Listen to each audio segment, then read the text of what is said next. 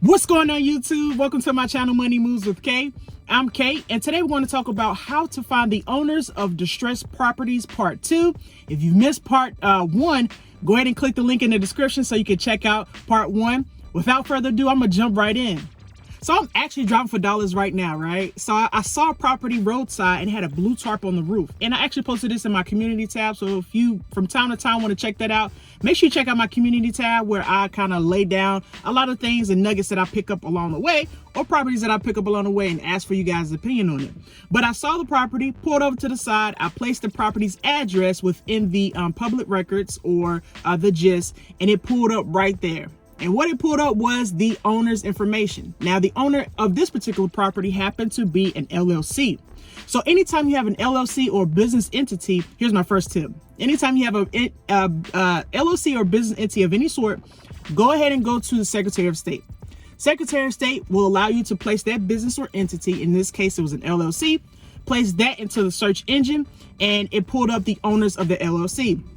How does this come in handy? Well, this comes in handy because now that I have the owners of the LLC, I can contact them by skip tracing them. Of course, I've already talked about that in my last video of how to skip trace owners and what sites to go to for that for free.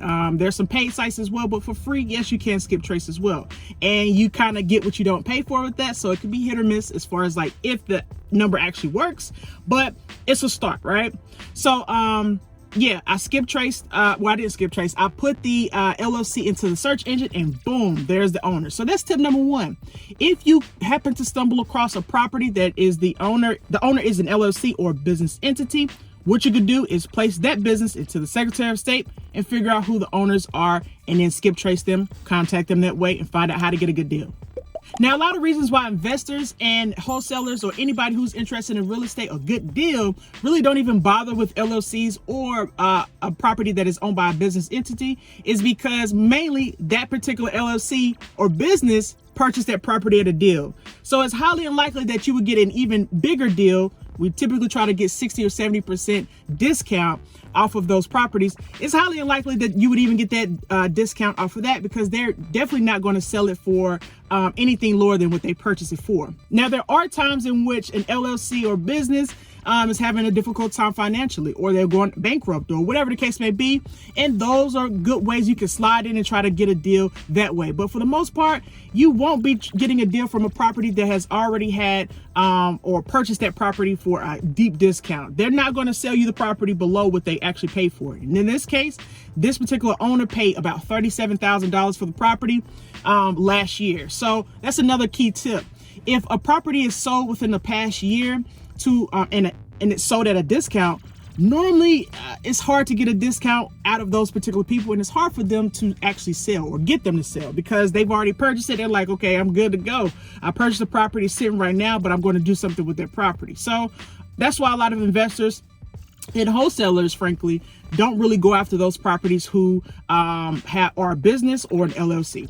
So if you find any of my content beneficial, guys, I'm on Patreon. Click the link in the description. I'll also place it in the comment section so that you can go ahead and sign up for Patreon so we can have our Monday meetings. I meet every Monday with a new beginner real estate investors or those who are interested in real estate who have tons of questions and just don't know where to start. So again, check out the Patreon below and we'll get started. But rolling on to number 2. Now, the second way that you can find the owners of distressed properties is by going to the county clerk's office. Now, why am I suggesting that you go to the county clerk's office is because you can find wills of those who are deceased. Now, this is very key and very important. The reason why is this. When I drop for dollars, a lot of times I might cross-reference the actual home, look up the address on the GIS or public records, and find out that the property has tax delinquent or haven't paid their taxes in a while. I typically look for properties that haven't paid their taxes within 2 or more years, okay? And often those properties have a property owner who has passed away, unfortunately, right? So they've passed away and now they have an heir. Now in my county, they may put to the side heir to the property, and they actually may list the heir to the property. But a lot of times they don't. A lot of times you may not even know they're deceased until I'll get to step 3 of how you find that out anyway, right? Because as soon as I see a tax delinquent property, I start questioning, like, why is it tax delinquent? Is the property an absentee owner? Are they out of town? Did they pass away, unfortunately? Come across hard times? Did they just not have the money to pay their taxes? Like, what is the case here? What is the issue? What is the underlying issue?